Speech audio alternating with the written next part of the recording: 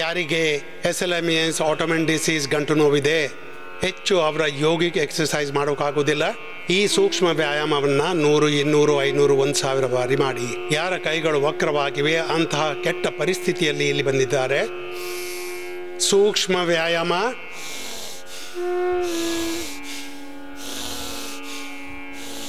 ಒಂದೊಂದು ಅಂಗದ ಮೇಲೆ ಕಾನ್ಸಂಟ್ರೇಟ್ ಮಾಡಿ ಅದರ ಅಂಗ ನಿರೋಗಿಯಾಗುವ ರೋಗ ನಿವೃತ್ತಿಯ ಸಂಕಲ್ಪದೊಂದಿಗೆ ಇದ್ದಂತಾಯಿತು. ಯಾರಿಗೆ arthritis, rheumatoid arthritis, SLMS autoimmune disease, ಯಾರಿಗೆ ಆಸನ ಮಾಡೋಕ್ಕಾಗೋದಿಲ್ಲ ಅವರಿಗೆ ದೀರ್ಘವಾದ ಶ್ವಾಸದೊಂದಿಗೆ. ಯಾರಿಗೆ ಆಸನ ಮಾಡೋಕ್ಕಾಗತ್ತೆ ಬೊಜ್ಜಿಗಾಗಿ ಮತ್ತೆ ಬೆನ್ನುಹುರಿಗಾಗಿ ನಾನು ಹೇಳಿದೆ, ಈಗ ಎಲ್ರಿಗೆ ಹೇಳ್ತಾ ಇದ್ದೀನಿ. ಯಾರೆಲ್ಲ ಬಾಕಿ ಉಳಿದಿದ್ದೀರಿ ಎಲ್ರಿಗಾಗಿ ಮಂಡೂಕಾಸನದಿಂದ ಹಿಡಿದು ಸರ್ವಾಂಗಾಸನ, ಹಲಾಸನದವರೆಗೆ ಯಾರಿಂದ ಎಷ್ಟಾಗುತ್ತೆ ನೋಡಿ. ಎಲ್ಲ ಆಧ್ಯಾತ್ಮಿಕ ಗುರುಗಳು ಏನಂತಾರೆ, ಎಲ್ಲಿ ಶಬ್ದ ಭೇದವಿದೆ ಬಾಕಿ ಹೆಚ್ಚು ದರ್ಶನದ ಭೇದವಿಲ್ಲ, ದೃಷ್ಟಿಯ ಭೇದವಿಲ್ಲ, ಹೆಬ್ಬೆರಳು ಒಳಗೆ ಬೆರಳು ಮೇಲೆ. ಎಲ್ಲ ಆಧ್ಯಾತ್ಮಿಕ ಗುರು, ಎಲ್ಲ ಧಾರ್ಮಿಕ ಗುರುಗಳು ಎಲ್ಲರೂ ದೊಡ್ಡ ದೊಡ್ಡ ಮತ ಪಂಥ ಸಂಪ್ರದಾಯವನ್ನು ಸ್ಥಾಪಿಸಿದ್ದಾರೆ. ಅವರೆಲ್ಲರೂ ಹೇಳ್ತಾರೆ ಒಳ್ಳೆ ಮನುಷ್ಯರಾಗಿ ಹೇಳಿ. ಈ ವಿಷಯ ಕಾಮನ್ ಅಲ್ವಾ? ಭಗವಾನ್ ಬುದ್ಧ, ಭಗವಾನ್ ಮಹಾವೀರ್, ಗುರು ನಾನಕ್ ದೇವ್, ಗುರು ಗೋವಿಂದ್ ಸಿಂಗ್, ಪ್ರೊಫೆಟ್ ಮೊಹಮ್ಮದ್ ಅವರು, ಅದು ಮತ್ತೆ ಯೇಸು ಕ್ರಿಸ್ತ, ಗೌತಮ್, ಕಣಾದಿ, ಜೇಮಿನಿ, ಪಾಣಿನಿ, ಪತಂಜಲಿ, ಮತ್ತೆ ಭಗವಾನ್ ರಾಮ, ಕೃಷ್ಣ ಹಾಗೆ ಅಂತಿದ್ದಾರೆ, ಹಾಗೆ ಜೀವಿಸ್ತಿದ್ದಾರೆ. ಗೌರವದಿಂದ ಜೀವಿಸಿ, ಸಂಯಮವಾಗಿ ಜೀವಿಸಿ. ಮಕ್ಕಳು ಎಲ್ಲರೂ ಮಾಡಿ. ಹೀಗೆ ಯಾರಿಗೆ ಏನು ಹೇಳಿಟ್ಟಿದ್ದೀನಿ ನಿಮ್ದು ನೀವೇ ಮಾಡಿ. ಎಲ್ರಿಗೆ ತಮ್ಮ ಕೋರ್ಸ್ ಕೊಟ್ಟಿದ್ದೀನಿ, ತಮ್ಮ ಸಿಲೆಬಸ್ ಎಲ್ರಿಗೆ ಕೊಟ್ಟಿದ್ದೀನಿ, ಎಲ್ಲರೂ ಮಾಡ್ಕೊಳ್ಳಿ. ಮತ್ತೆ 100, 200 ಬಾರಿ ನಾನು ಏನು ಹೇಳ್ತಿದ್ದೀನೋ ಅದನ್ನು ಮಾಡಿ. ಧಾರ್ಮಿಕ ಆಧ್ಯಾತ್ಮಿಕ ಏನು ಗುರುಗಳು ಹೇಳಿದ್ದಾರೆ ಅದು ಸತ್ಯ. ಒಳ್ಳೆ ಮನುಷ್ಯರಾಗಿ ಮತ್ತೆ ಏನು ಮಾಡ್ತೀರೋ ಒಳ್ಳೇದಾಗತ್ತೆ. ಭಾರತ ಯಾವುದನ್ನು ಆದರ್ಶ ಮಾಡಿದೆ? ಧರ್ಮಚಕ್ರವನ್ನ. ಸಂವಿಧಾನ, ಭಾರತದ ಸಂವಿಧಾನದಲ್ಲಿ ಬರೆದಿದೆ ಧರ್ಮಚಕ್ರ ಪ್ರವರ್ತನಾಯ. ನಾವು ಅಹಿಂಸೆಯನ್ನ ಪರಮ ಧರ್ಮ, ಇಡೀ ಜಗತ್ತು ಅಹಿಂಸೆಯನ್ನ, ನಾನ್ ವೈಲೆನ್ಸ್ ಅನ್ನ ದೊಡ್ಡ ಸಿದ್ಧಾಂತ ಅಂತ ಒಪ್ಪುತ್ತೆ. ಸರಿ, ಎಲ್ಲರೂ ಮಾಡಿ. ನಿಮ್ಮ ಅಭ್ಯಾಸವನ್ನು ಎಲ್ಲರೂ ಮಾಡ್ಕೋಬೇಕು. ಎಷ್ಟೆಷ್ಟು ಬಾರಿ ಮಾಡಬೇಕು? 100, 200 ಬಾರಿ. ಸಂಖ್ಯೆಯ ದೃಷ್ಟಿಯಿಂದ, ಸಮಯದ ದೃಷ್ಟಿಯಿಂದ 2, 5, 10 ನಿಮಿಷ ನಿಮ್ಮ ಅಭ್ಯಾಸ ಮಾಡಿಕೊಳ್ಳಿ. ಶ್ವಾಸ ಹೊರಗೆ ಬಿಡಿ. ಶಬ್ದಾಂತರದಿಂದ ನಾನು ಹೇಳ್ತಾ ಇದ್ದೀನಿ. ಎಲ್ಲ ಮಹಾಪುರುಷರು ಒಂದೇ ವಿಷಯ ಹೇಳ್ತಾರೆ, ಒಳ್ಳೆ ಮನುಷ್ಯರಾಗ್ಬಿಡಿ, ಸ್ವಸ್ಥರಾಗಿ, ಸಂಸ್ಕಾರವಂತರಾಗಿ, ಸುಖಿಯಾಗಿ. ಮತ್ತೆ ಪ್ರಕೃತಿಗೆ ಹೊಂದ್ಕೊಂಡು ಹೋಗಿ. ಪ್ರಕೃತಿಯ ಅತಿಕ್ರಮಣ ಮಾಡಬೇಡಿ. ಭಗವಂತನ ವಿಧಾನದ ಯೂನಿವರ್ಸಲ್ ಲಾವನ್ನು ಮುರಿಬೇಡಿ.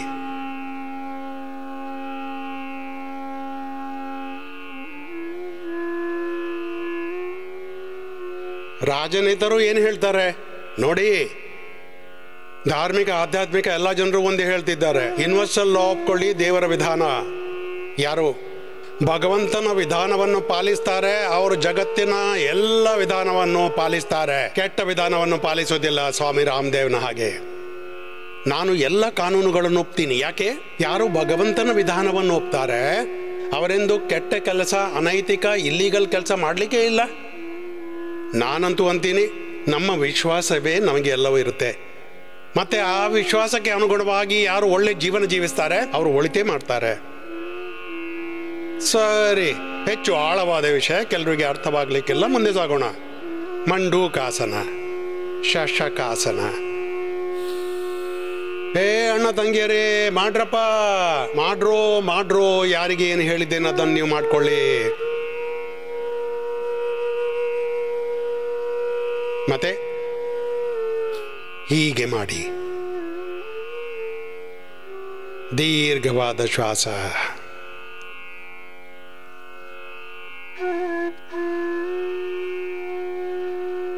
ಶ್ವಾಸವನ್ನು ಹೊರಬಿಟ್ಟು ಎದುರಿಗೆ ಬಾಗಿದೆವು, ಮತ್ತೆ ಬಾಗಿಕೊಂಡು ತಡೆದೆವು. ಮತ್ತೆ ಒಂದು ವಿಷಯ ಪೂರ್ತಿ ಹೇಳ್ತೀನಿ, ಆಮೇಲೆ ಮುಂದೆ ಸಾಕ್ತೀನಿ. ಯೋಗಿಯಾಗಿ, ಯಾರು ಯೋಗಿ ಆಗ್ತಾರೆ, ಯೋಗಿಯಾಗಿ ಪವಿತ್ರರಾಗಿ जीवन में सचरित्र बनो. ಶ್ವಾಸ ಹೊರಬಿಟ್ಟು ಎದುರಿಗೆ ಬಾಗಿರಿ.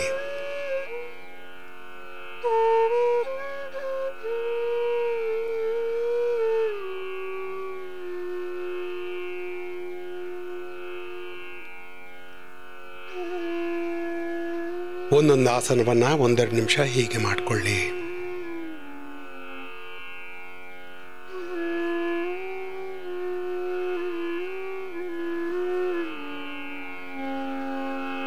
ಲಯದೊಂದಿಗೆ ಮಾಡಿ, ಒಂದು ಅನುಷ್ಠಾನದಂತೆ ಮಾಡಿ.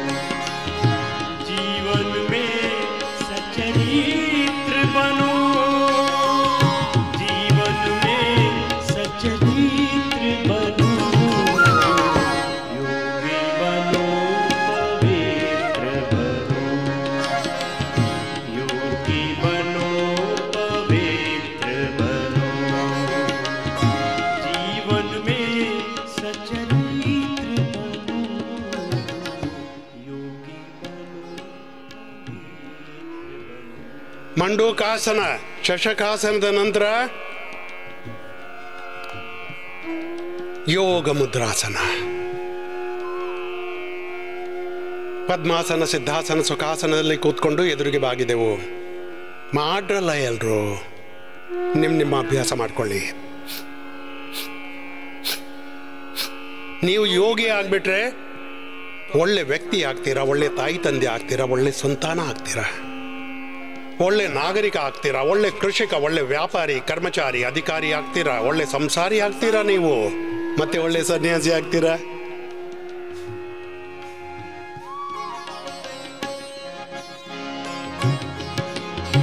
ನಿರ್ಮಲ ಮನ ಹೋ ನಿಶ್ಚಲ ಹೃದಯ में छल के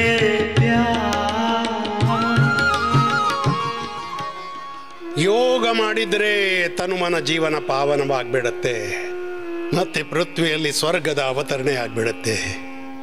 ಇದು ಅಲ್ಲಿ ಸ್ವರ್ಗ ಇದೆ ಅಂತಾರಲ್ಲ, ಅದೆಲ್ಲ ಸುಳ್ಳು. ಆ ಪೂರ್ವಜನ್ಮ, ಪುನರ್ಜನ್ಮ, ಯಾವುದೇ ಮೋಕ್ಷದ ಹೆಸರಿನಲ್ಲಿ ಎಲ್ಲ ಸುಳ್ಳು ಹೇಳ್ತಿದ್ದಾರೆ. ಯೋಗದಿಂದಲೇ ನಿಮ್ಮ ನಿಜವಾದ ವಿಕಾಸ ಆಗತ್ತೆ. ನಿಮ್ಮ ಶಾರೀರಿಕ, ಮಾನಸಿಕ, ಬೌದ್ಧಿಕ, ಆಧ್ಯಾತ್ಮಿಕ, ಸಾಮಾಜಿಕ, ಆರ್ಥಿಕ, ರಾಜನೈತಿಕ, ಧಾರ್ಮಿಕ ಎಲ್ಲ ಪ್ರಕಾರದ ವಿಕಾಸ. ನಿರ್ಮಲ ಮನ ನಿಶ್ಚಲ ವಾಣಿ ಹೃದಯ में छल के योगी बनो पवित्र बनो,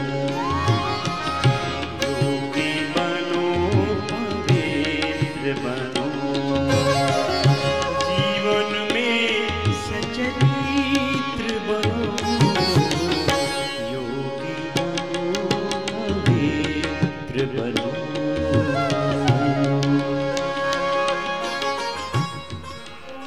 ಹೀಗೆ ಹೊಟ್ಟೆ ಇಟ್ಕೊಂಡು ಕೂತಿರ್ತಾರೆ. ಬಾಬಾಜಿ, ಹೊಟ್ಟೆಯಲ್ಲಿ ಸಮಸ್ಯೆ ಆಯ್ತು,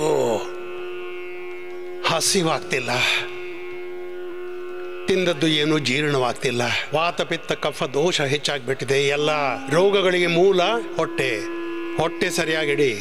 10 ನಿಮಿಷ ಈ ಮಂಡೂಕಾಸನ, ಶಶಕಾಸನ, ಯೋಗ ಮುದ್ರಾಸನ ಮಾಡಿ, ಅರ್ಧ ಮತ್ಸ್ಯೇಂದ್ರಾಸನ, ವಕ್ರಾಸನ, ಗೋಮುಖಾಸನ, ಪವನಮುಕ್ತಾಸನ ಎಲ್ಲವನ್ನು ಮಾಡಿ. ಇದೇನು ಹೊಟ್ಟೆ ಅಭ್ಯಾಸ ನಾನು ಹೇಳಿದ್ದೀನಿ. ಹಸಿವಾಗದಿದ್ರೆ ಇದನ್ನು ಮಾಡ್ಕೊಳ್ಳಿ ನೀವು.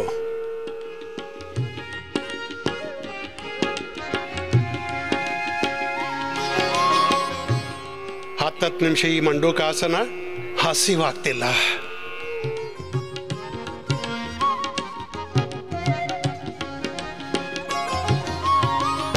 मन मधुवन दिव्य गुणों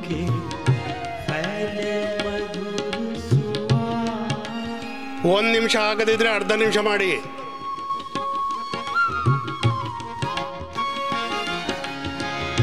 मन मधुवन हो दिव्य गुरु के फैले मधुर सुवास. मन मधुवन हो दिव्य गुरु के फैले मधुर सुवास. अमर त्याग की दिव्य सिखावत. अमर त्याग की दिव्य सिखावत. घर घर करो प्रकाश.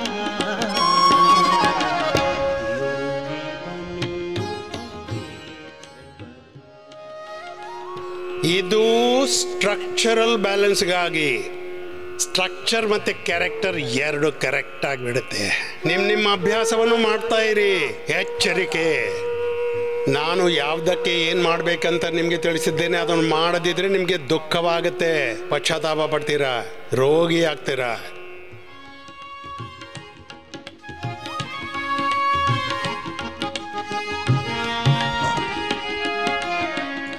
ಮಾಡಿ.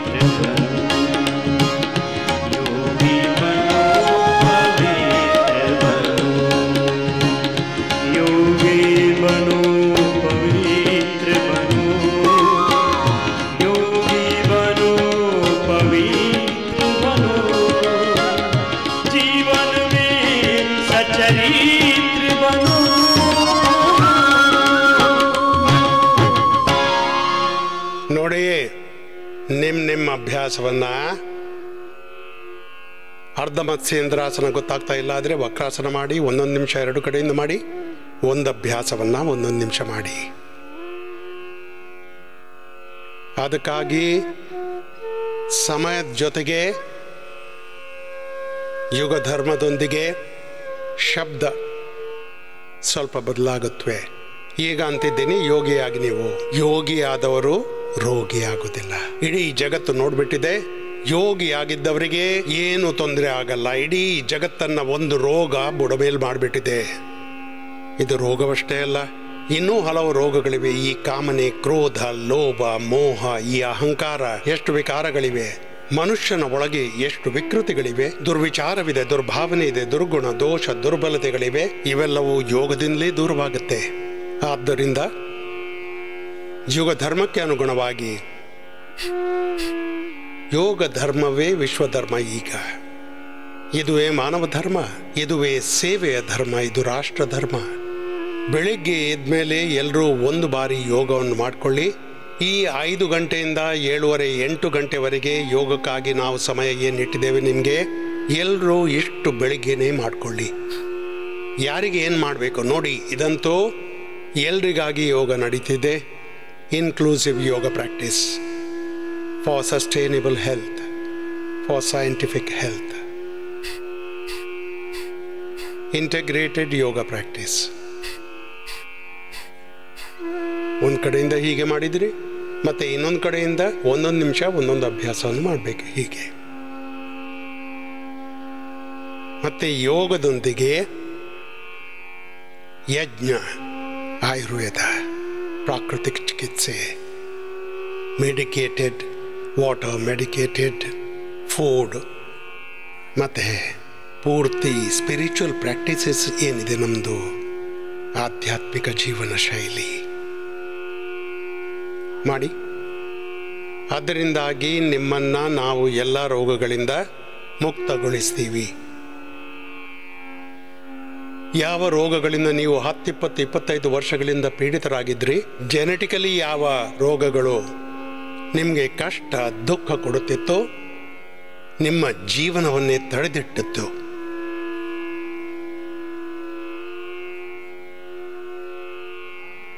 ಯಾರ ಜೀವನದ ದೊಡ್ಡ ಸಮಸ್ಯೆ? What is the biggest problem, challenge, crisis in our life? The disease, ರೋಗ. ವ್ಯಾಧಿಸ್ಯಾನ ಸಂಸ ಪ್ರಮಾದಾಲಸ್ಯ ವೃತ್ತಿ ಭ್ರಾಂತಿ ದರ್ಶನ ಅಲಬ್ಧ ಭೂಮಿಕತ್ವನ ವಸ್ತಿತ್ವಾನಿ ಚಿತ್ತ ವಿಕ್ಷೇಪಾಸ್ತಿ ಅಂತರಾಯ. ನೋಡಿ, ರೋಗ ಎಲ್ಲಕ್ಕಿಂತ ದೊಡ್ಡ ಬಾಧೆ, ಆಹ್ವಾನ. ಇಡೀ ಜಗತ್ತು ನೋಡಿದೆ, ಚಿಕ್ಕ ಪುಟ್ಟ ಒಂದಲ್ಲ ಎರಡಲ್ಲ 100 ಸಾವಿರಾರು ರೋಗಗಳು ಎಲ್ಲ ಕಡೆ. ಯೋಗ ಎಲ್ಲಕ್ಕಿಂತ ದೊಡ್ಡ ಬಾಧೆ. ಪರಿಹಾರ ಏನು? ಯೋಗವೇ ದೊಡ್ಡ ಪರಿಹಾರ. ವಿಷಯ ಇಷ್ಟೇ, ಇಷ್ಟು ಚಿಕ್ಕ ವಿಷಯ ಜಗತ್ತಿಗೆ ಗೊತ್ತೇ ಆಗ್ತಿಲ್ಲ. 3 ದಶಕಗಳಾದವು ನಾನು ತಿಳಿಸ್ತಾ ಹಾಗೆ ನಾನು ಹಿಂದೆ ಬಿದ್ದಿದ್ದೇನೆ. ಯಾವಾಗಲಾದರೂ ಜಗತ್ತಿಗೆ ಅರ್ಥವಾಗುತ್ತೆ. ನಡೆಯಿರಿ, ಯಾವ ಕಾಲ ಮೇಲಿದೆ ಅದೇ ಕೈಯ ಮೇಲೆ ಕೆತ್ತಿ ಮಾಡಿ.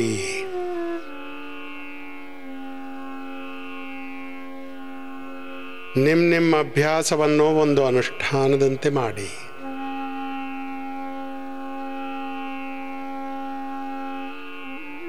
ಮತ್ತಿದರ ಜೊತೆಗೆ ನಾವು ಯೋಗಯುಕ್ತ ಯಜ್ಞ,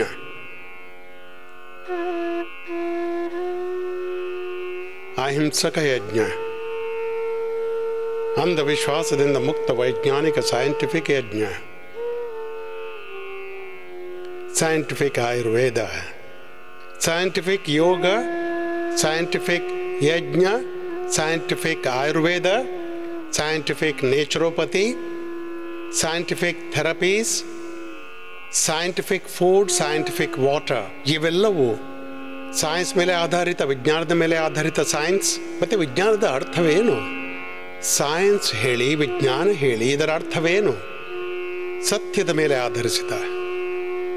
ಯಾವುದು ಸತ್ಯ? ಎಲ್ಲರೂ ನಿಮ್ಮ ಅಭ್ಯಾಸ ಮಾಡಿಕೊಳ್ಳಿ. 4 ರೀತಿಯ ಅಭ್ಯಾಸಗಳನ್ನು ನಾವಿಲ್ಲಿ ಮಾಡಿಸ್ತೀವಿ. ಸೂಕ್ಷ್ಮ ವ್ಯಾಯಾಮ, ಪ್ರಾಣಾಯಾಮ, ಧ್ಯಾನ, ಜೊತೆಗೆ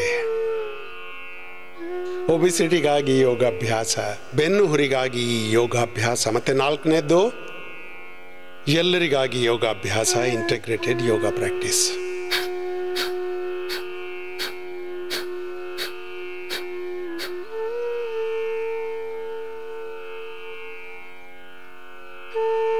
ಒಂದೊಂದು 2 ನಿಮಿಷ ಮಾಡಿ, ಮತ್ತೆ ಇನ್ನೊಂದು ಕಡೆಯಿಂದ ಆಮೇಲೆ ಪವನ ಮುಕ್ತಾಸನದಿಂದ ಮುಂದೆ ಸಾಗೋಣ. ಇದರದ್ದು 2-3 ರೌಂಡ್ ಮಾಡಿಸ್ತೀನಿ. ಪ್ರತಿಯೊಂದು ಪ್ರಕ್ರಿಯೆಯನ್ನು ಸರಿಯಾಗಿ ಮಾಡಿ.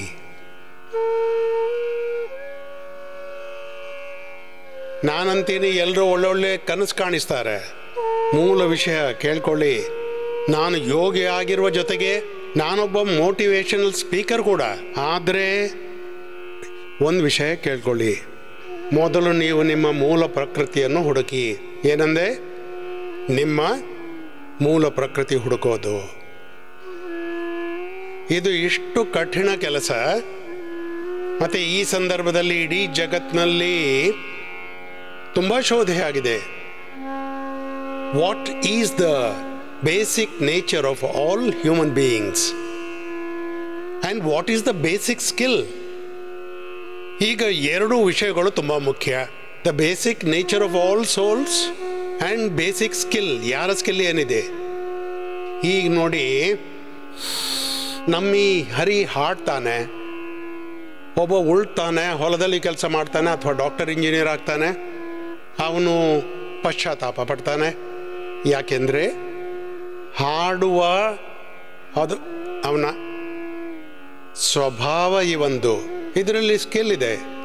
ನಮ್ಮ ತಬಲಾ ಬಾರಿಸುವಾತ, ನಮ್ಮ ಹಾರ್ಮೋನಿಯಂ ಹೇಗೆ ಬಾರಿಸ್ತಾನೆ, ಯಾವ ಅಂತ ಏನೇ ಇರಲಿ, ಈ ಕೊಳಲು ಬಾರಿಸುವಾತಂದು ಇದು ಒಂದು ಸ್ಕಿಲ್ಲೇ.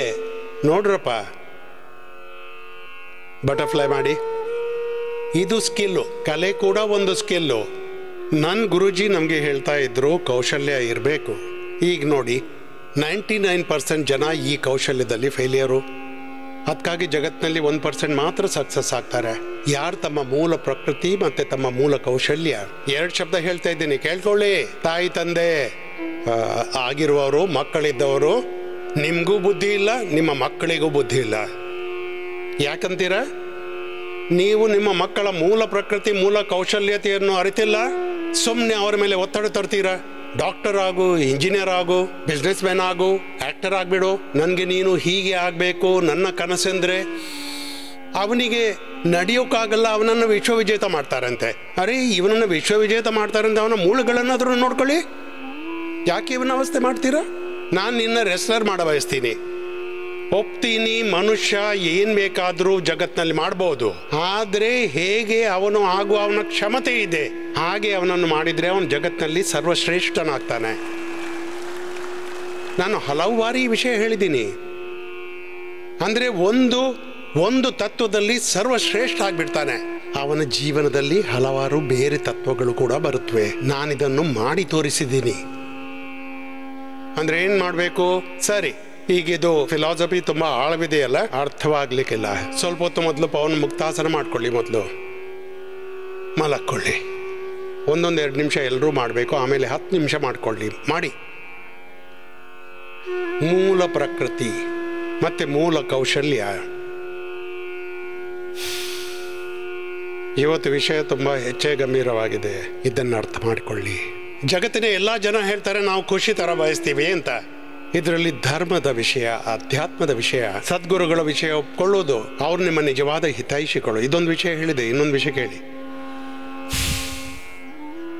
ನೀವು ನಿಮ್ಮ ಮೂಲ ಪ್ರಕೃತಿಯನ್ನು ಅರಿತುಕೊಳ್ಳಿ, ಮತ್ತೆ ಮೂಲ ಕೌಶಲ್ಯತೆಯನ್ನ. ನಿಮ್ಮ ಮೂಲ ಪ್ರಕೃತಿ ಅಂದ್ರೆ ಯೋಗ, ಅಧ್ಯಾತ್ಮ, ಸ್ವಭಾವ ಅಧ್ಯಾತ್ಮ ಆಗ್ಬಿಡುತ್ತೆ.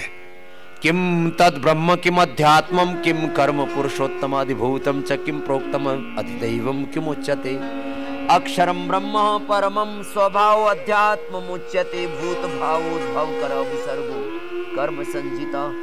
ಒಂದಂದ್ರೆ ಯೋಗ, ಅಧ್ಯಾತ್ಮ ನಿಮ್ಮ ಮೂಲ ಸ್ವಭಾವ.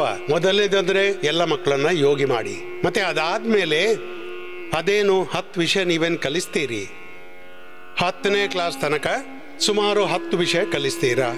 ಮತ್ತೆ ಅದರಲ್ಲಿ ನೋಡಿ ಯಾವುದರಲ್ಲಿ ಅವರಿಗೆ ಹೆಚ್ಚು ಆಸಕ್ತಿ ಇದೆ. ಹೇಗೆ ನನ್ನ ಹೆಚ್ಚಿನ ಆಸಕ್ತಿ ಚಿಕ್ಕಂದಿನಿಂದಲೇ ಯೋಗಶಾಸ್ತ್ರ ಎಲ್ಲರದು ಹೀಗಿರಬೇಕು. ಎಲ್ಲ ಆತ್ಮಗಳ ಯೋಗವಂತ ಮೂಲ ಸ್ವಭಾವ. ಮತ್ತೆ ಶಬ್ದಶಾಸ್ತ್ರದಲ್ಲಿ ನನಗೆ ಆಸಕ್ತಿ ಇತ್ತು. ಅದಕ್ಕಾಗಿ ನಾನು ಏನು ಓದಿದೆ? ನಾನು ಓದಿದೆ ಶಬ್ದಶಾಸ್ತ್ರ. घड़ 10 जब घड़ 10 कप चटत चटत कप शर हल वृद्धिरादय अधिं गुण इको गुण वृद्धिन धात लोपार्धात किंगित चदी धीविटा मरोनंतर संयोग मुख नासिका वचनो नुनासिका तुल्यास्य प्रयत्नम सवर्णम नाज्जलो ईदु द्विचनम प्रक्रियम अध सोमात् श्रीनिपात एका जनम जन संबुद्धौ साकल्यस्य तावनार्थे.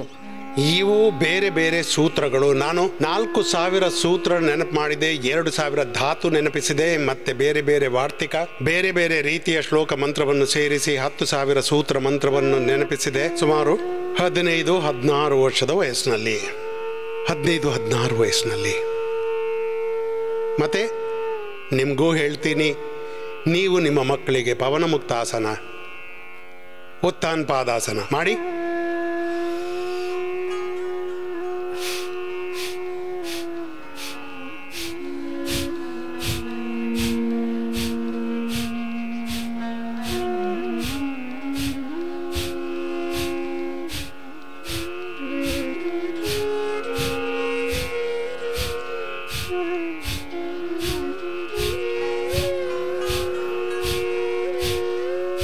ಮಾಡಿ ಎಲ್ಲರೂ ಮಾಡ್ತಾ ಮಾಡ್ತಾ ಸ್ವಲ್ಪ ಕೇಳಿ ಕೂಡ. ಯಾವ ವಿಷಯದಲ್ಲಿ ನಿಮ್ಮ ಮಕ್ಕಳಿಗೆ ಎಲ್ಲಕ್ಕಿಂತ ಹೆಚ್ಚು ಆಸಕ್ತಿ ಇದೆ? ಸಹಜವಾಗಿ ಒಂದು ಸಹಜ ರೀತಿಯ ಆಸಕ್ತಿ ಇರುತ್ತೆ. ಯಾವ್ದು ಕಲೆಯ ಮೇಲೆ, ಸಂಗೀತದ ಮೇಲೆ, ಆಟದ ಮೇಲೆ, ಮ್ಯಾಥ್ ಸೈನ್ಸ್ನ ಮೇಲೆ, ಗ್ರಾಮರ್ ಮೇಲೆ, ವ್ಯಾಕರಣ ಶಾಸ್ತ್ರದಲ್ಲಿ, ಕೆಲವರಿಗೆ ದರ್ಶನ ಶಾಸ್ತ್ರದಲ್ಲಿ, ಕೆಲವರಿಗೆ ಕೃಷಿಯಲ್ಲಿ, ಕೆಲವರಿಗೆ ವಿಜ್ಞಾನ, ಸೈನ್ಸ್, ಟೆಕ್ನಾಲಜಿಯಲ್ಲಿ, ಬೇರೆ ಬೇರೆ ಕಲೆ ಕೌಶಲ್ಯತೆಗಳಲ್ಲಿ ಯಾವುದರಲ್ಲಿ ಸಹಜವಾಗಿ ಅವರೊಳಗೆ ಯಾವ ಸಾಮರ್ಥ್ಯವಿರುತ್ತೆ ಅದು ಯಾವಾಗಲಾದರೂ ಹೊರಗೆ ಬಂದೇ ಬರುತ್ತೆ. ಮತ್ತೆ ಅದರಲ್ಲೇ ಅವರನ್ನು ಮುಂದೆ ಸಾಗಿಸಿ ಪವನಮುಕ್ತಾಸನ, ಉತ್ಥಾನಪಾದಾಸನ, ನೌಕಾಸನ, ಸೇತುಬಂಧಾಸನ, ಪಾದಾಂಗುಷ್ಟ ನಾಶ ಸ್ಪರ್ಶಾಸನ, ಸರ್ವಾಂಗಾಸನ, ಹಲಾಸನದಲ್ಲಿ ಒಂದೊಂದೆರಡು ನಿಮಿಷ ನಾನು ಮಾಡಿಸ್ತಾ ಇದ್ದೀನಿ ನೋಡಿ. ಯಾರಿಂದ ನೌಕಾಸನ ಆಗೋದಿಲ್ಲ ಅವರು ಪವನಮುಕ್ತಾಸನವನ್ನೇ ಮಾಡಿಕೊಳ್ಳಿ.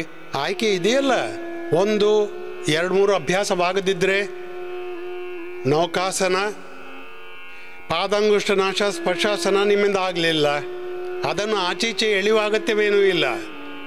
ನಿಮ್ಮಿಂದ ಏನಾಗುತ್ತೆ ಅದನ್ನೇ ಮಾಡಿಕೊಳ್ಳಿ.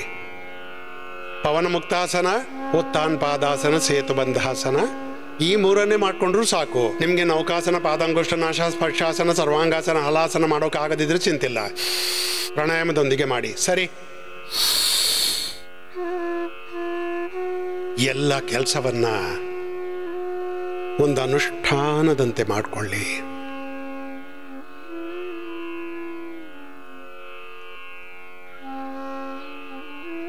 ದೀರ್ಘವಾದ ಶ್ವಾಸ.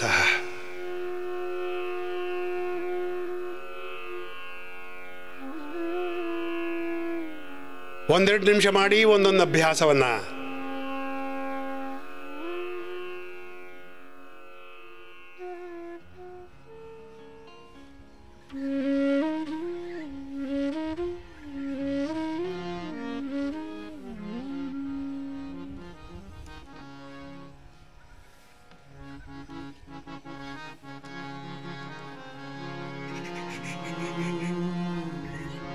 प्रीति प्रभु से जोड़ रे मन, ओम ओम बोल।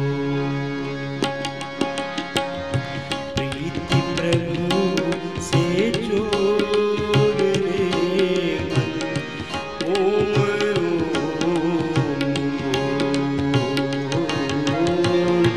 प्रीति गुरु से जोड़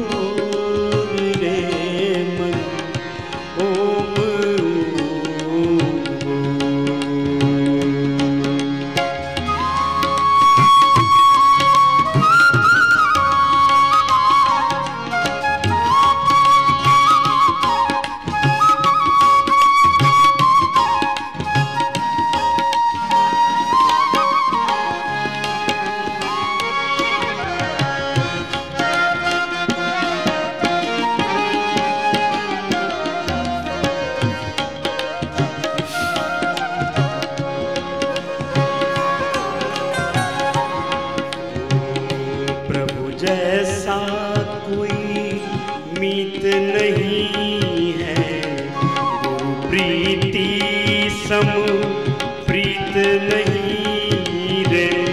प्रभु जैसा कोई मीत नहीं रे, गुरु प्रीति सम प्रीत नहीं रे। इनसे न मुख मोड़ दे,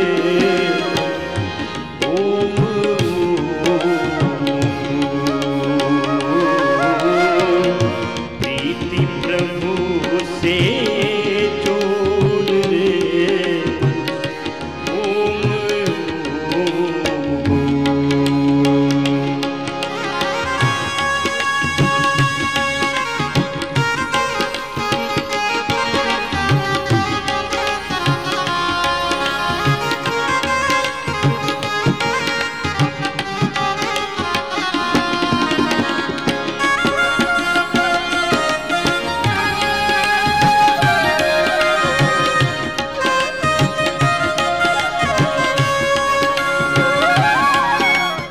ಸೇತುಬಂಧಾಸನ, ಪವನಮುಕ್ತಾಸನ, ಉತ್ಥಾನಪಾದಾಸನ, ನೌಕಾಸನ, ಪಾದಾಂಗುಷ್ಟ ನಾಶ ಸ್ಪರ್ಶಾಸನ ಯಾರಿಂದ ಎಷ್ಟಾಗುತ್ತೆ ತಮ್ಮ ತಮ್ಮ ಅಭ್ಯಾಸವನ್ನು ಅನುಷ್ಠಾನದಂತೆ ಮಾಡಿಕೊಳ್ಳಿ. ಶ್ವಾಸದ ಜೊತೆಗೆ ಮನಸ್ಸಲ್ಲೇ ಓಂಕಾರದ ಜಪ, ಯೋಗದ ತಪಸ್ಸು ಮಾಡ್ತಾ ಇರಿ.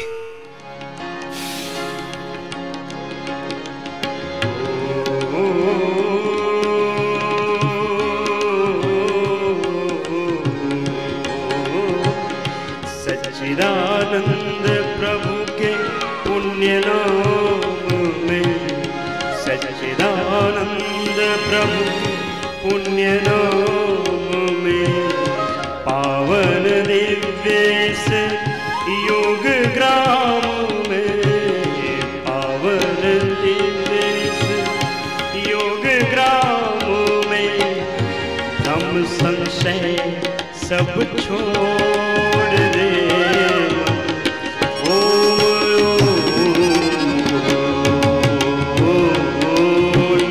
ब्रह्म संशय सब छोड़ दे।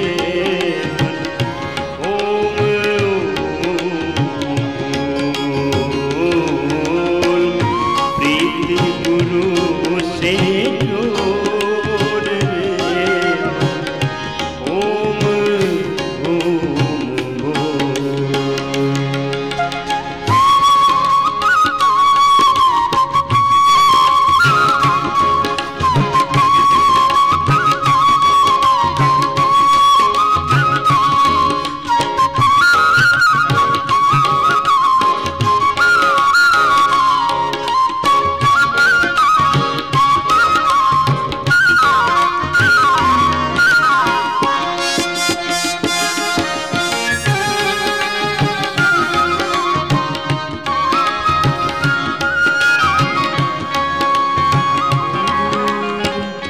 द्वेष कुसंगति कुसंकुमति से, द्वेष कुसंगति कुसंग कुमति से, कुटिल कर्म को भाव कुगति से, कुटिल कर्म को भाव कुगति से, दिल से नाता तोड़ दे।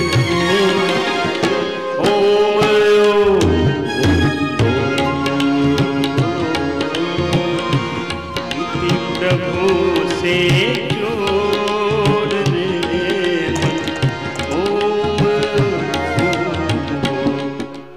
ಯಾರಿಗೆ ದಣಿವಾಗಿ ದೇವರು ಸ್ವಲ್ಪ ಶವಾಸನ ಮಾಡಿಕೊಳ್ಳಿ, ಉಳಿದವರು ಅನುಲೋಮ ವಿಲೋಮ ಮಾಡಿಕೊಳ್ಳಿ. ಯಾರಿಗೆ ದಣಿವಾಗಿಲ್ಲ, ಯಾರು ಕೇಪೇಬಲ್ ಇದ್ದೀರಾ ಸರ್ವಾಂಗಾಸನ, ಹಲಾಸನ ಮತ್ತು ಶೀರ್ಷಾಸನ ಮಾಡಿಕೊಳ್ಳಿ ನನ್ನಂತೇನೆ.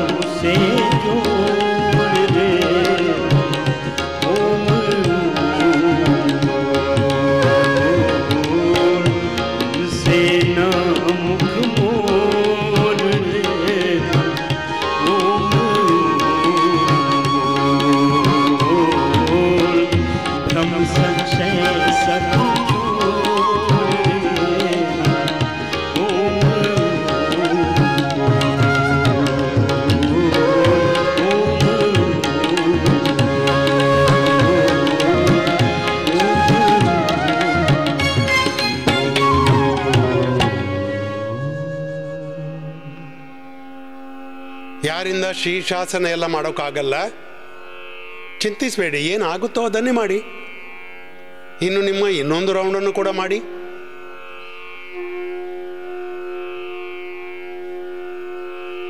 ಯಾರಿಗೆ ಡಯಾಬಿಟೀಸ್ ಇದೆ, ಈಗ ನೋಡಿ, ರೋಗ ನಿವೃತ್ತಿ ಜೊತೆಗೆ ಜೀವನದ ಕೆಲವು ಸೂತ್ರಗಳನ್ನು ಕೂಡ ಪ್ರತಿದಿನ ಕೊಡ್ತೀನಿ. ಮಂಡೂಕಾಸನ,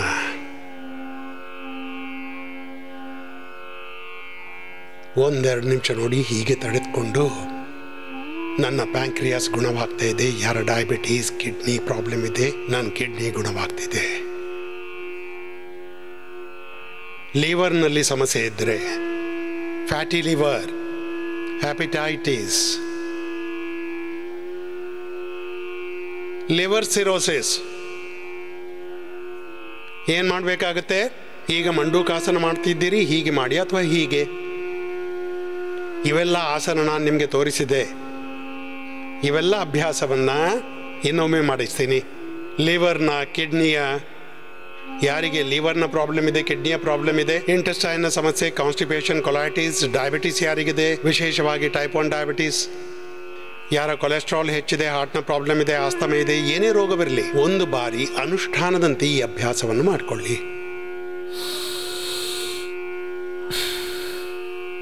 ಇಲ್ಲಿ ನಾವು fatty liver grade 1, grade 2, grade 3 2 ವಾರದಲ್ಲಿ ಗುಣಪಡಿಸ್ತೀವಿ. ಲಿವರ್ ಸಿರೋಸಿಸ್ಗೆ 1 ತಿಂಗಳು ಬೇಕಾಗಬಹುದು. ಲಿವರ್ ಸಿರೋಸಿಸ್ ಗುಣವಾಗಿಬಿಡುತ್ತೆ. ಆದರೆ ನೋಡಿ, ನೀವಿದನ್ನು ಕಂಟಿನ್ಯೂಸ್ಲಿ ಫಾಲೋ ಮಾಡಬೇಕು. ಮನುಷ್ಯನ ಬಹುದೊಡ್ಡ ಬಲಹೀನತೆಯಿಂದ ಸ್ವಲ್ಪ ಗುಣವಾದರೆ ಮತ್ತೆ ಬೇಡವಾದ್ದು ಮಾಡ್ಕೋತಾರೆ, ಮತ್ತೆ ಎಡವಟ್ಟೆಲ್ಲ ಮಾಡ್ಕೋತಾರೆ. ಒಂದು ಬಾರಿ ಗುಣವಾಗಿಬಿಟ್ರೆ, ಕ್ಯಾನ್ಸರ್ ಗುಣವಾದರೆ ಮಾರನೇ ದಿನವೇ ಸರಾಯಿ ಕುಡಿತಾರೆ, ಮಾರನೇ ದಿನ ಸಿಗರೇಟ್ ಸೇರ್ತಾರೆ,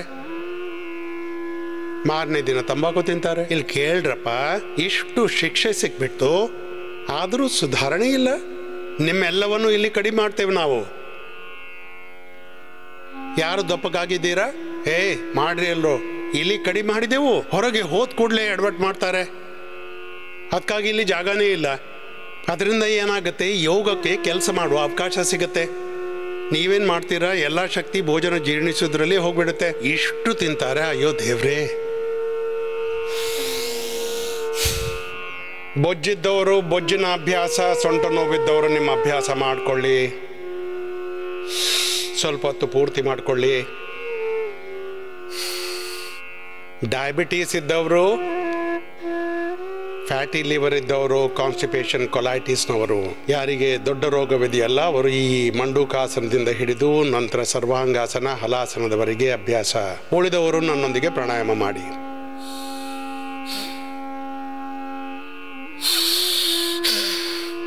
ದೀರ್ಘ ಆಳ ಶ್ವಾಸ ತುಂಬಿ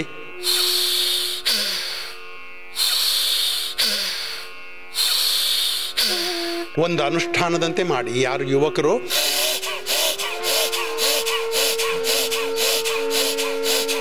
5-10 ನಿಮಿಷ ನಿರಂತರವಾಗಿ ಮಾಡಿ, ತಡಿಬಾರ್ದು.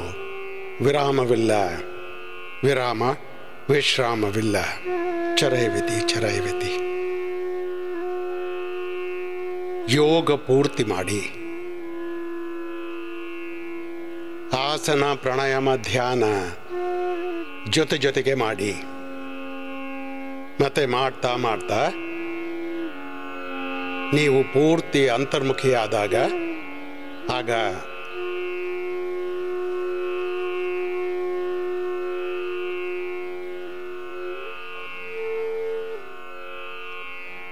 ನಿಮ್ಮೊಳಗಿನ ಸುಪ್ತ ಸಾಮರ್ಥ್ಯ ಪೂರ್ತಿಯಾಗಿ ಜಾಗೃತಗೊಳ್ಳುತ್ತೆ.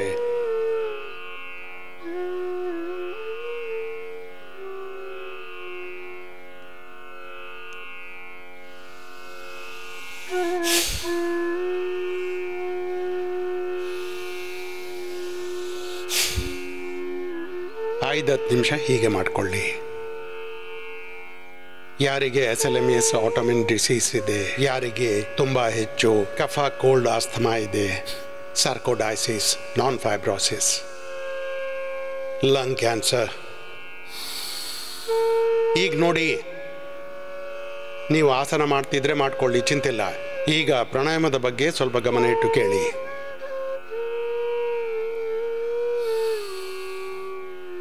ಯೋಗಾಸನ, ಪ್ರಾಣಾಯಾಮ, ಧ್ಯಾನ ಒಂದು ಅನುಷ್ಠಾನದಂತೆ ಮಾಡಿ.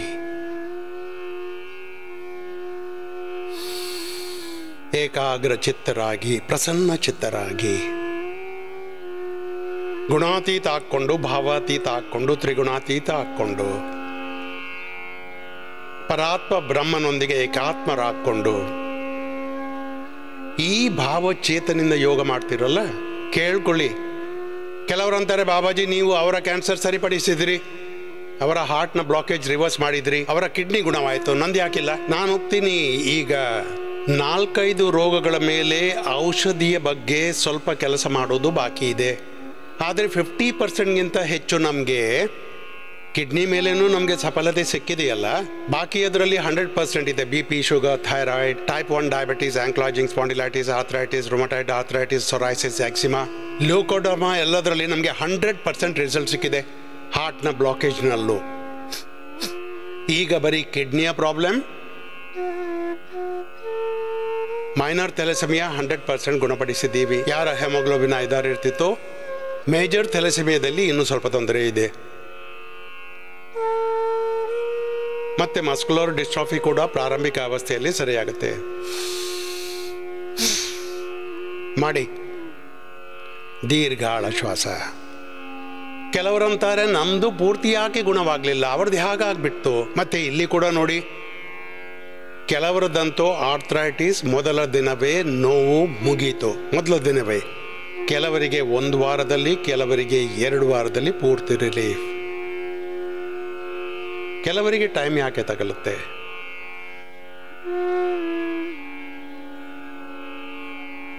ಇದೇನು ಲಾಭ ದರದಲ್ಲಿ ವ್ಯತ್ಯಾಸ. The difference between efficacy.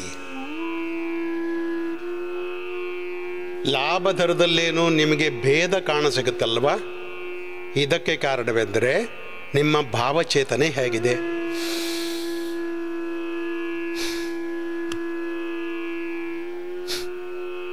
ನಿಮ್ಮಲ್ಲಿ ಶ್ರದ್ಧೆಯ ಅತಿರೇಕವಿದ್ರೆ, ಭಾವನೆ ಅತಿರೇಕವಿದ್ರೆ, ಗುಣಾತೀತ್, ಭಾವಾತೀತ್, ಶ್ರದ್ಧೆಯ ಅತಿರೇಕ, ಭಕ್ತಿಯ ವಿಶ್ವಾಸದ ಅತಿರೇಕ, ಅಂದರೆ ಒಂದು ಕ್ಷಣದಲ್ಲಿ ಇದು ನಿಮ್ಮ ಭಾವನೆಯ ವೇಗದ ಮೇಲೆ. ಇದಂತೂ ಸ್ವಲ್ಪ ದೊಡ್ಡ ಶಬ್ದ. ತೀವ್ರ ಸಂವೇಗಾನಾಮಾಸನ್ನ. ನೆಗೆಟಿವ್ ಉದಾಹರಣೆ ಕೊಡ್ತಿದ್ದೀನಿ ನೋಡಿ. ಕೆಲವರಿಗೆ ಇಷ್ಟು ದೊಡ್ಡ ದುಃಖವಿರುತ್ತೆ. ಪೂಜ್ಯ ಬಾಪು ಕತೆ ಕೇಳಿಸಿದ್ರು. ಮುರಾರಿ ಬಾಪೂಜಿ ಹೇಳಿದ್ರು, ಸಮಧಿಯ ಅರ್ಥವೆಂದರೆ ಸಮಧಿ, ಸಮಬುದ್ಧಿ ಇದ್ದವರು. ಅಂದರೆ ಜನಕ ಮತ್ತೆ ದಶರಥ ಎಲ್ಲ ಋಷಿಮುನಿಗಳು ಕೊಚ್ಕೊಳ್ತಿದ್ರು. ಅದಂದರೆ ಒಂದೇ ವಿಚಾರ ಚೇತನೆ, ಭಾವಚೇತನೆ ಇದ್ದವರು. ಇಬ್ಬರು ಮಹಾಪುರುಷರು. ಅಂದರೆ ಪ್ರಸಂಗ ಬಂದಾಗ ಮತ್ತೆ ದಶರಥರು ತೀರ್ಕೊಂಡಿದ್ರು. ಜನಕ ಅಂತಾರೆ, ನಾನು ಜ್ಞಾನಿಯು, ಆದರೆ ನಾನು ದಶರಥನಂತೆ ಶ್ರದ್ಧೆ ಭಾವನೆ ಅತಿರೇಕದಲ್ಲಿ ಜೀವಿಸುವ ವ್ಯಕ್ತಿ ಅಲ್ಲ. ಯಾಕೆಂದ್ರೆ ಅವರು ರಾಮನ ವನವಾಸದಲ್ಲಿ, ರಾಮನ ವಿಯೋಗದಲ್ಲಿ ಇಷ್ಟು ಮುಳುಗಿಬಿಟ್ಟಿದ್ರು. ಅದರಿಂದ ಹೊರಬರಲಾಗಲಿಲ್ಲ. ಮತ್ತೆ ನನ್ನ ಕಣ್ಗಳಲ್ಲಿ ನೀರೂ ಬಂದಿಲ್ಲ. ನನ್ನದೇ ಆದ ಜನಕಸುತ ವೈದೇಹಿ ಸೀತೆ, ಅವಳು ವನವಾಸಕ್ಕೆ ಹೋಗ್ತಾಳೆ. ಮತ್ತೆ ನಾನು ಸ್ಥಿತಪ್ರಜ್ಞನಾಕ್ಕೊಂಡು ಆತ್ಮರತಿಯಾಕ್ಕೊಂಡು ಮಿಥಿಲಾಯಾಮ್ ಪ್ರದೀಪ್ತಾಯಾಮ್ ನ ಮೇದಹ್ಯತಿ ಕಿಂಚನ ಅದನ್ನು ಜೀವಿಸುವಾತ ಆ ನೋವನ್ನು, ವೇದನೆಯನ್ನು ಮಾನವೀಯ ಸ್ತರದ ಮೇಲೆ ಅನುಭವವೇ ಮಾಡಲಿಲ್ಲ. ಅಂದರೆ ನಾನು ಜ್ಞಾನದ ಅತಿರೇಕದಲ್ಲಿ ಜೀವಿಸ್ತೇನೆ, ಆದರೆ ನನ್ನಲ್ಲಿ ಭಕ್ತಿಯ ಅತಿರೇಕವಿಲ್ಲ. ಆದ್ದರಿಂದ ದಶರಥ ಮಹಾನನು.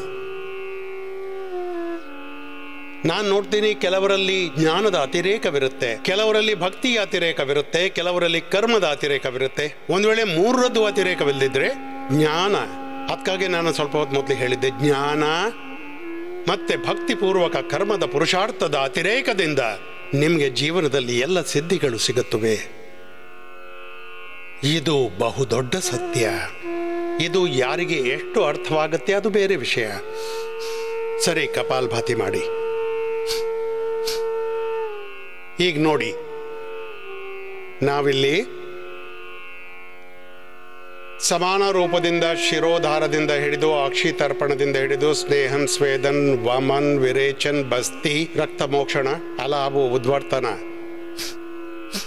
ಬೇರೆ ಬೇರೆ ಥೆರಪಿಸ್, ಬೇರೆ ಬೇರೆ ಲೇಪ, ಬೇರೆ ಬೇರೆ ಪ್ರಲೇಪ, ಬೇರೆ ಬೇರೆ ಪಟ್ಟಿ, ಮಣ್ಣಿನ ಪಟ್ಟಿಯಿಂದ ಹಿಡಿದು ತಣ್ಣಗೆ ತುಂಬ ಬಿಸಿ ಕೋಲ್ಡ್ ಪ್ರೆಸ್ನಿಂದ ಹಿಡಿದು arm bath, foot bath, hip bath, arm foot hip 3 bath ಜೊತೆಗೆ 3 in 1 ಜೊತೆಗೆ ನಾವು ಕೊಡ್ತೀವಿ. ವಾಟರ್ ಥೆರಪಿ, ಮಡ್ ಥೆರಪಿ ಎಲ್ಲ ಚಿಕಿತ್ಸೆಗಳನ್ನು ಮಾಡಿ ಮೆಡಿಕೇಟೆಡ್ ವಾಟರ್, ಮೆಡಿಕೇಟೆಡ್ ಫುಡ್ ಮತ್ತೆಲ್ಲ ಔಷಧಿಗಳು ಅಂದರೆ ಹಣೆಗಾಗಿ ಮೇದಾವಟಿ ಮತ್ತು ಯೂರೋಗ್ರೇಟ್, ಮೇದಾಕ್ವಾತ್ನಿಂದ ಹಿಡಿದು ಮೋತಿ ಪೇಸ್ಟಿ, ಮತ್ತೆ ತುಂಬಾ ಅಗತ್ಯವಿದ್ರೆ ಅತಿರಿಕ್ತ ರೂಪದಿಂದ ಅವರಿಗೆ ಮೋತಿ ಪೇಸ್ಟಿ, ರಜತ್ ಭಸ್ಮ, ರಸರಾಜ್ ರಸ, ವಸಂತ ಕುಸ್ಮಾಕರ್ ರಸ, ಯೋಗೇಂದ್ರ ರಸ ಇತ್ಯಾದಿ ಬೇರೆ ಬೇರೆ ಪ್ರಕಾರದ ಹಣೆಗಾಗಿ ಔಷಧಿಗಳನ್ನು ಕೊಡ್ತೀವಿ. ಇಮ್ಯೂನ್ ಸಿಸ್ಟಮ್ ವೀಕ್ ಇದ್ರೆ ಇಮ್ಯೂನ್ ಸಿಸ್ಟಮ್ ಅನ್ನು ಸ್ಟ್ರೆಂಥನ್ ಮಾಡಲಿಕ್ಕಾಗಿ ನಮ್ಮ ಹತ್ರ 10 ಔಷಧಿಗಳಿವೆ. ಇಮ್ಯುನೋಗ್ರೇಟ್ ಇದು ಇಮ್ಯೂನ್ ಸಿಸ್ಟಮ್ ಅನ್ನು ಸ್ಟ್ರೆಂಥನ್ ಮಾಡೋಕ್ಕಾಗಿ. ಮತ್ತೆ ನಮ್ಮಲ್ಲಿ ಇಮ್ಯುನೋ ಚಾರ್ಜ್ ಇದೆ, ಗಿಲೋ ಇದೆ, ಇವೆಲ್ಲವೂ ಇಮ್ಯುನೋ ಸಿಸ್ಟಮ್ ಅನ್ನು ಸ್ಟ್ರೆಂಥನ್ ಮಾಡೋಕ್ಕಾಗಿ. ಒಮೆಗಾ ಕೂಡ ಇಮ್ಯುನಿಟಿಯನ್ನು ಸ್ಟ್ರೆಂಥನ್ ಮಾಡೋಕ್ಕಾಗಿ. ಒಮೆಗಾದ್ದು ಕೂಡ ನಾವು ಕ್ಯಾಪ್ಸೂಲ್ ಕೊಡ್ತೇವೆ. ಮತ್ತೆ ಒಮೆಗಾದಲ್ಲಿ ಕೂಡ ಒಮೆಗಾದ ಸರ್ವಶ್ರೇಷ್ಠ ಆಯ್ಕೆ ಅದು ಸಿಬಾಕ್ಟಾನ್, ಮತ್ತೆ ಅದರ ಕೆಳದರ್ಜೆದು ಅದು ಫ್ಲೆಕ್ಸೀಡ್. ನಾವಿಲ್ಲಿ ನಿಮಗೆ ನ್ಯೂಟ್ರೆಲಾ ಒಮೆಗಾ ಕೂಡ ಕೊಡ್ತೀವಿ. ಅದರಲ್ಲಿ ಫ್ಲೆಕ್ಸಿಡ್ನದ್ದು ಇದೆ, ಮತ್ತೆ ಅದರಲ್ಲಿ ಕೂಡ ಸೆಬಾಕ್ತಾನ್ ಸ್ವಲ್ಪ ಪ್ರಮಾಣದಲ್ಲಿ ಗುಣವೃದ್ಧಿ ಆಗುತ್ತೆ. ಮತ್ತೆ ನಾವು ನಿಮಗೆ ಸೆಬಾಕ್ತಾನ್ ಕೂಡ ಬೇರೆ ಆಗಿ ಕೊಡ್ತೇವೆ. ಇದು ಇಮ್ಯುನಿಟಿಯ ಒಂದು ಪಾರ್ಟ್ ಆಗಿದೆ. ಒಮೆಗಾ ಏನಿದೆ ಅದು ಆಂತರಿಕವಾಗಿ ಚೈತನ್ಯವನ್ನು ಎನ್ಹ್ಯಾನ್ಸ್ ಮಾಡುತ್ತೆ. ವಿಟಮಿನ್ B12 ಕೂಡ ಆಂತರಿಕ ಚೈತನ್ಯವನ್ನು ಎನ್ಹ್ಯಾನ್ಸ್ ಮಾಡೋಕ್ಕಾಗಿ. ಬಿ ಕಾಂಪ್ಲೆಕ್ಸ್ ಕೂಡ ಅದೇನಿದೆ ಅದನ್ನ ಡೈಲಿ ಎನರ್ಜಿಯ ಹೆಸರಲ್ಲಿ ನಿಮಗೆ ಕೊಡ್ತೀವಿ. ಮಲ್ಟಿವಿಟಮಿನ್ ಡೈಲಿ ಆಕ್ಟಿವ್ನ ಹೆಸರಲ್ಲಿ ನಿಮಗೆ ಕೊಡ್ತೀವಿ.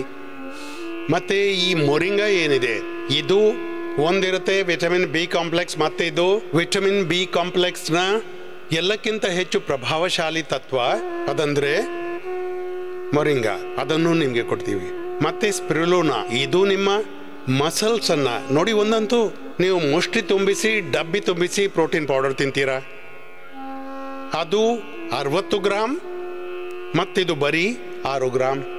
60 ಗ್ರಾಮ್ನಷ್ಟು 6 ಗ್ರಾಮ್ ಕೆಲಸ ಮಾಡುತ್ತೆ. ಇದು ಇಷ್ಟು ಶಕ್ತಿಶಾಲಿಯಾಗಿದೆ. ಅದನ್ನು ಯಾರಿಗೆ ಅಗತ್ಯವಿದೆ ಅವರಿಗೆ ಕೊಡ್ತೀವಿ. ಇದನ್ನೆಲ್ಲ ನೋಡಿ ನಿಮ್ಮ ಚಿಕ್ಕ ಪುಟ್ಟ ತತ್ವ ಏನಿದೆ. ಈಗ 1 ಗ್ರಾಮ್ನ ಲಕ್ಷಗಟ್ಟಲೆ ಪಾಲನ್ನು ನಾವು ನಿಮಗೆ ವಿಟಮಿನ್ B12 ಕೊಡ್ತೇವೆ. ಅದನ್ನು ಕಾರ್ನ್ಹೇಲಿಂದ ಮಾಡಿದ್ದೇವೆ ನಾವು. 1 ಗ್ರಾಮ್ನ 1,00,000 ಭಾಗ.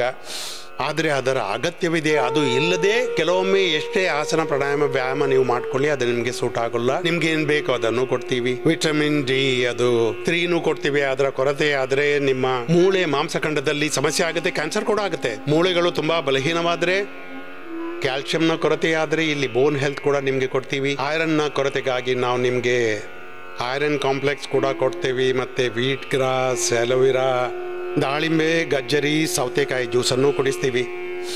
ಇದಂತೂ ನಾನಂದೇ ಬೇರೆ ಬೇರೆ ರೀತಿಯ ಔಷಧಿಗಳು ನಿಮ್ಮ ಬಲ ಹೆಚ್ಚಿಸಲು, ನಿಮ್ಮ ಚೈತನ್ಯ ಹೆಚ್ಚಿಸಲು, ನಿಮ್ಮ ಎನರ್ಜಿ ಬೂಸ್ಟ್ ಮಾಡಲು, ನಿಮ್ಮ ಇಮ್ಯುನಿಟಿ ಬೂಸ್ಟ್ ಮಾಡಲು ಏನು ಕೊಡಬೇಕೋ ಅದನ್ನೆಲ್ಲ ಕೊಡ್ತೀವಿ. ನಾನಂತೀನಿ ಎಲ್ಲಕ್ಕಿಂತ ದೊಡ್ಡ ಸೂಪರ್ ಎನರ್ಜಿ ಪ್ರಾಣದಲ್ಲಿದೆ. ಅದರ ಜೊತೆಗೆ ಎಲ್ಲವನ್ನು ಸಮಾನ ರೂಪದಲ್ಲಿ ಕೊಡ್ತೇವೆ. ಯಾವುದು ಬೇಕೋ ಅದನ್ನು ಕೊಡ್ತೀವಿ.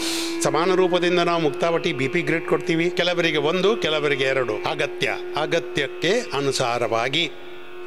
ಮಧುನಾಶಿನಿ, ಮಧುಗ್ರೇಟ್ ಇದು 2 ಕೊಡಬೇಕಾಗುತ್ತೆ. ಇಷ್ಟು ಹೆಚ್ಚು ಪ್ಯಾಂಕ್ರಿಯಾಸ್ ಜನ ಅಂತಿದ್ರು ಇಷ್ಟರವರೆಗೆ ತಪ್ಪು ಕಲ್ಪನೆ ಮತ್ತು ಸಂಘಟಿತ ರೂಪದಿಂದ ಇದನ್ನು ಪಸರಿಸ್ತಿದ್ರು. ಪ್ಯಾಂಕ್ರಿಯಾಸ್ನ ಡಿಜನರೇಟ್ ಆದ ಸೆಲ್ಸ್ ರಿಜುವಿನೇಟ್ ಆಗುದಿಲ್ಲ ಅಂತ. ಕಪಾಲ್ಭಾತಿ ಮಾಡ್ತಾ ಇರಿ, ಅನ್ಲೋಮ್ ವಿಲೋಮ್ ಮಾಡ್ತೀರಿ.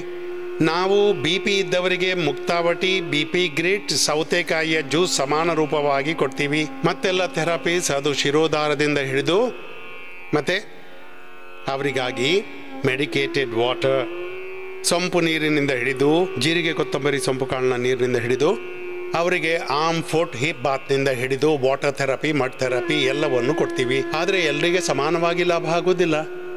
ಇದರಿಂದ ಸುಮಾರು 90% ಜನರಿಗೆ ಮೊದಲೇ ದಿನದಿಂದ BP ಔಷಧಿ ದೂರ ಆಗಿಸ್ತೀವಿ.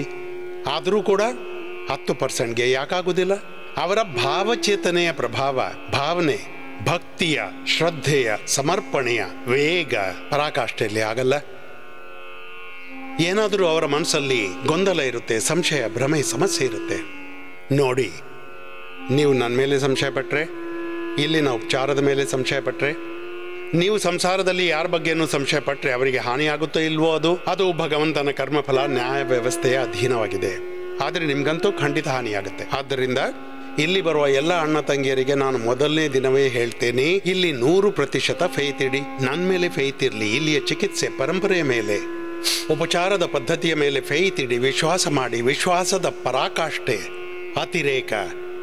ಇದು ನಮ್ಮ ಶ್ರದ್ಧೆಯ, ಭಕ್ತಿಯ, ವಿಶ್ವಾಸದ ಅತಿರೇಕದ ಮೇಲೆ ಡಿಪೆಂಡ್ ಆಗುತ್ತೆ. ಆದ್ದರಿಂದ ಇವತ್ತಿನಿಂದ, ಇಷ್ಟವರೆಗೆ ಆಗ್ತಿಲ್ಲವಾದರೆ ಇವತ್ತಿನಿಂದ ಭಕ್ತಿಯ ಅತಿರೇಕದಲ್ಲಿ ಜೀವಿಸಿ, ವಿಶ್ವಾಸದ ಅತಿರೇಕದಿಂದ, ಪುರುಷಾರ್ಥದ ಅತಿರೇಕದಲ್ಲಿ ಜೀವಿಸಲೇಬೇಕು, ಅದಂತೂ ಸತ್ಯನೇ. ಆದರೆ ಭಕ್ತಿಯ ಭಾವನೆಯ ಅತಿರೇಕ, ಭಾವಾತಿರೇಕ ಎಕ್ಸ್ಟ್ರೀಮ್ನಲ್ಲಿ ನೋಡಿ. ನಾನು ಎಕ್ಸ್ಟ್ರೀಮ್ನ ಮನುಷ್ಯ, ಆದರೆ ಎಕ್ಸ್ಟ್ರೀಮಿಸ್ಟ್ ಅಲ್ಲ. ನಾನು ಎಕ್ಸ್ಟ್ರೀಮಿಸ್ಟ್ಗೆ ಈಗ ಬೇರೆನೇ ಹೆಸರು ಕೊಡ್ತಾ ಇದ್ದಾರೆ, ಭಯೋತ್ಪಾದಕ ಅಥವಾ ನಕ್ಸಲ್ವಾದಿ, ಕಪಾಲ್ಭಾತಿ, ಅನುಲೋಮ ವಿಲೋಮ ಹೀಗೆ ಮಾಡಿ. ಎಲ್ರಿಗೇನು ಔಷಧಿ ಬೇಕು? ಲಿವರ್ ಸಮಸ್ಯೆಗೆ ಸರ್ವಕಲ್ಪ.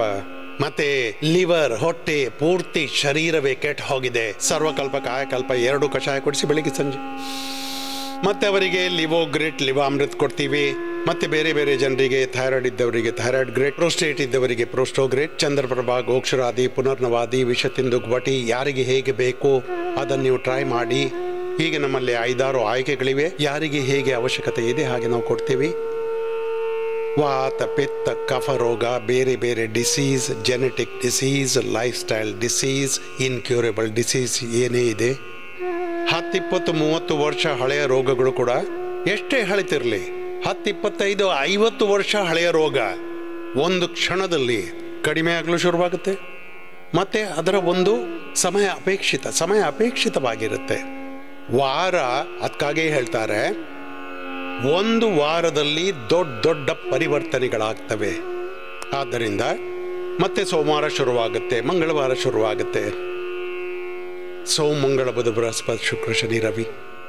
ಈ 7 ದಿನಗಳ ಕಾರ್ಯಚಕ್ರ ಏನಿದೆ, ಇದರಲ್ಲಿ ನೀವು 99%ನಿಂದ 100% ವರೆಗೆ ನಿಮ್ಮನ್ನು ನೀವು ಬದಲಾಯಿಸಬಹುದು. ಮತ್ತೆ ಸ್ವಲ್ಪ ಯಾರ ಶರೀರ ತುಂಬ ದುರ್ಬಲವಾಗಿದೆ, ತುಂಬ ಪೀಡೆ ಅನುಭವಿಸಿದ್ದಾರೆ, ಅವರಿಗೆ ಸ್ವಲ್ಪ 2, 3, 4 ವಾರಗಳಿಗಾಗಿ ಕೊಡ್ತೀವಿ. ಮತ್ತೆ 2-4 ವಾರಗಳಲ್ಲಿ ದೊಡ್ಡ ರೋಗಗಳು ಗುಣವಾಗುತ್ತೆ. ರೋಗಗಳ ವಿಷಯವನ್ನು ಬಿಟ್ಬಿಡಿ, ಪೂರ್ತಿ ಜೀವನ ರೂಪಾಂತರಣವಾಗುತ್ತೆ. ಇದುವೇ ಲಾಭ ನೋಡಿ. ಈ ಭಾವಚೇತನೆಯ ಜೊತೆಗೆ ನಾನು ನಿಮಗೆ ಬೆಳಗ್ಗಿಂದ ಯೋಗ ಮಾಡಲು ಶುರು ಮಾಡಿಸ್ತೀನಿ.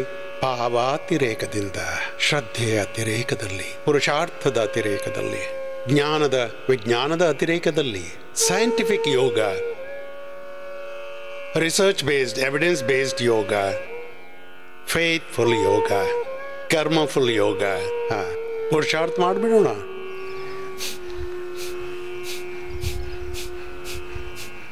ಮತ್ತು ಯಾರಿಗೆ ಅಸಾಧ್ಯ ರೋಗವಿದೆ, ದಿನವಿಡೀ ನಾನು ಅಂತೀನಿ, ಬೆಳಿಗ್ಗೆ, ಮಧ್ಯಾಹ್ನ, ಸಂಜೆ ಕಪಾಲ್ಭಾತಿ, ಅನುಲೋಮ ವಿಲೋಮ ಶ್ರದ್ಧೆಯ ಅತಿರೇಕದಲ್ಲಿ ಮಾಡ್ತಾ ಇರಿ. ನಿಮ್ಮ ಎಡಬಲದಲ್ಲಿ ಏನು ನಡೀತಿದೆ ಅದರ ಬಗ್ಗೆ ಗಮನ ಕೊಡಬಾರ್ದು. ನೀವು ನಿಮ್ಮ ಕೆಲಸ ಮಾಡ್ತಾ ಇರಿ. ಮತ್ತೆ ಯಾರೇ ಥೆರಪಿಸ್ಟ್ ಏನು ಮಾಡ್ತಾ ಇದ್ದಾನೆ ಅವನ ಕೆಲಸ ಮಾಡ್ಲಿಕ್ಕೆ ಬಿಡಿ. ಈ ಭಾವಚೇತನೆಯಿಂದ ನಿಮ್ಮ ಸ್ವಭಾವ ಕೂಡ ಬದಲಾಗುತ್ತೆ, ಮತ್ತೆ ನಿಮ್ಮ ಭವಬಂಧನ ಹೊರಟೋಗುತ್ತೆ, ಎಲ್ಲ ರೋಗ ಗುಣವಾಗುತ್ತೆ. ಹೀಗೆ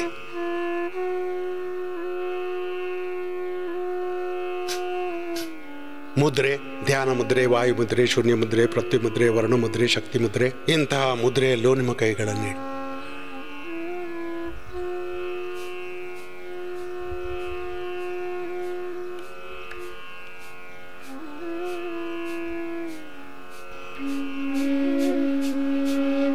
ಸಾಮಾನ್ಯ, ಮಧ್ಯಮ ಅಥವಾ ತೀವ್ರಗತಿಯ ರೀತಿಯಿಂದ ನಿಮ್ಮ ಶಕ್ತಿಯ ಅನುಸಾರ ಯಥಾಶಕ್ತಿಯಾಗಿ ಎಲ್ಲರೂ ಮಾಡಿ.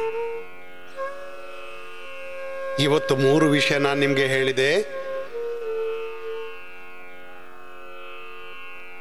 ಧರ್ಮದ ವಿಷಯವನ್ನು ಒಪ್ಪುವುದು, ಜೀವನ ಧರ್ಮವನ್ನು ಒಪ್ಪುವುದು, ಗುರುಗಳು ಹೇಳಿದ್ದನ್ನು ಒಪ್ಪುವುದು, ಹಿರಿಯರು ಋಷಿ ಮುನಿಗಳ ಮಾತು ಕೇಳೋದು, ಅದು ಭಗವಂತನ ವಿಧಾನದಲ್ಲಿ, ಆತ್ಮ ವಿಧಾನದಲ್ಲಿ, ಪ್ರಕೃತಿ ವಿಧಾನದಲ್ಲಿ ನಿಷ್ಠೆ ಇರಿಸ್ತಾರೆ, ಅವರ ಮಾತನ್ನು ಕೇಳಿ. ಇನ್ನೊಂದು ವಿಷಯ ನಾನು ನಿಮಗೆ ಹೇಳಿದೆ, ನಿಮ್ಮ ಮತ್ತೆ ನಿಮ್ಮ ಮಕ್ಕಳ ಮೂಲ ಪ್ರಕೃತಿಯಂತೂ ಯೋಗ, ಅಧ್ಯಾತ್ಮ ಮತ್ತೆ ಮೂಲ ಕುಶಲತೆಯನ್ನು ಹುಡುಕೋದು, ಮತ್ತೆ ಅದಕ್ಕನುಗುಣವಾಗಿ ಜೀವನದಲ್ಲಿ ಪುರುಷಾರ್ಥ ಮಾಡೋದು. ಒಂದು ದಿಕ್ಕು ತೆರೆದ್ರೆ ಮತ್ತೆ ಎಲ್ಲಾ ದಿಕ್ಕುಗಳು ತೆರೆತ್ವೆ. ನೋಡಿ, ನಿಮ್ಮ ಎಲ್ಲ ಮಕ್ಕಳು ಒಂದು ವಿಷಯದಲ್ಲಿ ಪೂರ್ತಿ ಪ್ರಾವೀಣ್ಯತೆ ಪಡೆದ್ರೆ ಅವರಲ್ಲಿ 10 ಕುಶಲತೆಗಳು ತನ್ನಷ್ಟಕ್ಕೆ ಬರುತ್ತವೆ. ಹಲವು ಪ್ರಕಾರದ ವಿದ್ಯೆಗಳಿವೆ, ಕಲೆಗಳಿವೆ, ಒಂದು ಕಲೆಯಲ್ಲಿ, ಒಂದು ವಿದ್ಯೆಯಲ್ಲಿ ಯಾರಾದರೂ ಪ್ರಾವೀಣ್ಯತೆ ಪಡೆದರೆ ನಾನು ಹೇಗೆ ನಿಮ್ಮ ಮುಂದಿದ್ದೀನಿ ನೋಡಿ. ನನ್ನ ಮೂಲ ಸ್ಕಿಲ್ ಯೋಗ ವಿದ್ಯೆ ಆಗಿದೆ. ಯೋಗ ವಿದ್ಯೆಯ ಜೊತೆಗೆ ಯೋಗ ಗುರು ಇದ್ದೀನಿ. ಆದರೆ ಜನ ನನ್ನನ್ನು ಬಿಸ್ನೆಸ್ ಗುರು ಅಂತಾರೆ, ರಾಜ್ಗುರು ಅಂತಾರೆ, ಕೆಲವರು ಟ್ಯಾಕ್ಸ್ ಗುರು ಕೂಡ ಹೇಳ್ತಾರೆ, ಬೇರೆ ಬೇರೆ ರೀತಿಯಾಗಿ ಏನೇನೋ ಹೇಳ್ತಾ ಇರ್ತಾರೆ ನೋಡಿ. ಕೆಲವರು ಬೇಕಂತಲೇ ಹೇಳ್ತಾರೆ, ಕೆಲವರು ಭಾವನೆಯಿಂದ ಹೇಳ್ತಾರೆ. ಏನೂ ಹೇಳಿ ಬಿಡಿ, ನಾನು ನನ್ನ ಕೆಲಸ ಮಾಡ್ತಾ ಇದ್ದೀನಿ. ಕೆಲವರು ಅಂತಾರೆ, ಬಾಬಾಜಿ ನಿಮ್ಮನ್ನು ಹ್ಯಾಕ್ ಕರಿಬೇಕು, ನಿಮ್ಮನ್ನು ಯಾವ ಹೆಸರಿಂದ ಸಂಬೋಧಿಸಬೇಕು. ನಾನಂತೀನಿ, ನಾನು ಹ್ಯಾಕೆ ಕಾಣಿಸ್ತೀನಿ ಅಂತಾರೆ. ಮೇಲಿಂದ ನೀವು ಯೋಗಿ ಕಾಣಿಸ್ತೀರಾ, ಸನ್ಯಾಸಿ ಕಾಣಿಸ್ತೀರಾ, ಕೇಳಿದೆ ಒಳಗಿಂದ ಹಾಗೆ ಕಾಣಿಸ್ತೇನೆ ಅಂತಾರೆ. ಒಳಗೆ ಬಹಳಷ್ಟಿವೆ. ನಾನಂದೆ ಇದೆಲ್ಲ ಯೋಗದಿಂದಾಗಿಯೇ. ಸರಿ, ಇವತ್ತು ನಾನು ಕೆಲ ವಿಷಯ ನಿಮಗೆ ತಿಳಿಸಿದೆ. ಇವೆಲ್ಲವುಗಳ ಮೂಲ ತತ್ವ 10. Nucleus soul of this yogagram of your life is yoga. ನಿಮ್ಮ ನಾಭಿಯ ಸತ್ಯ ಏನಿದೆ ಅದು ಯೋಗ. ಯೋಗಾತ್ಮವಿದೆ ನಿಮ್ಮ. ಯೋಗಾತ್ಮ, ನೀವು ಯೋಗಾತ್ಮ. ಯೋಗಾತ್ಮವಿದೆ ನಿಮ್ಮದು.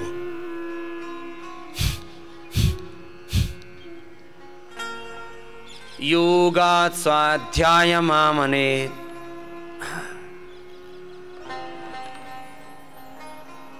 स्वाध्याय योग संपत्ति. स्वाध्यायात योगमासीत. योगात स्वाध्यायम आमनेत. स्वाध्याय योग संपत्ತ್ಯ ಪರಮಾತ್ಮ ಪ್ರಕಾಶತೆ. ಎಲ್ಲ ರೀತಿಯ ಪ್ರಕಾಶ ನಿಮ್ಮ ಜೀವನದಲ್ಲಾಗಲಿ.